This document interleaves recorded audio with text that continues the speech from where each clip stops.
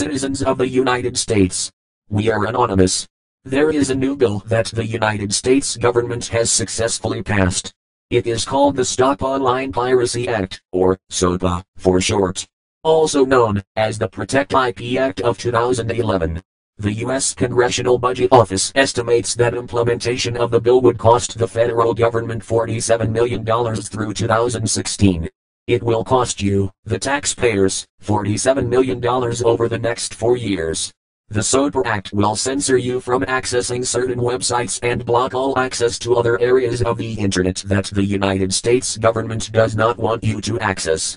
The SOPA Act essentially means that, even if you make a video of your child playing or singing and you have music playing in the background, or video on TV, you are breaking the law, and the government will order the websites that host your content to censor your content because of their new bill. Or, if you visit websites that are on servers not in the United States, you will be blocked, so that you cannot access them. Ask yourselves, who really owns the Internet? The answer is simple: no one actually owns the Internet, and no single person, organization or government controls the Internet in its entirety. It is more of a concept than an actual tangible entity, and the Internet relies on a physical infrastructure that connects networks to other networks.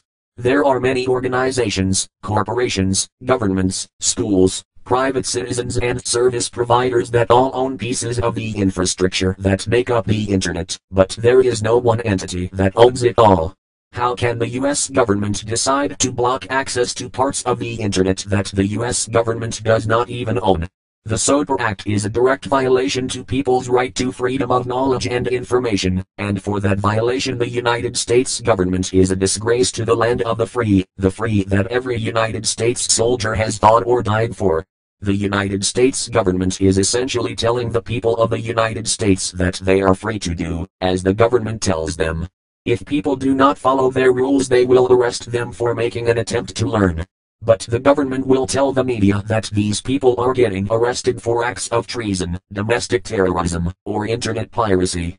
As for the United States government, who gave you the right to regulate the people's right to think outside the box and use the Internet as they see fit? If we cut off global Internet, shouldn't we also cut off all foreign affairs? Should we hinder globalization completely? Perhaps all other world trade centers are acts of terrorism by existing, as they use the Internet for commerce. The ambiguity of this bill should terrify you. This video likely will not last long on YouTube. As long as you can, download YouTube Downloader, and help us share this message. If you speak, they have to listen. If they do not listen, their blatant disregard for the people will not go unnoticed, and is not acceptable.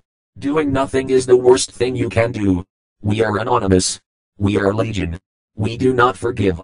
We do not forget. Expect us.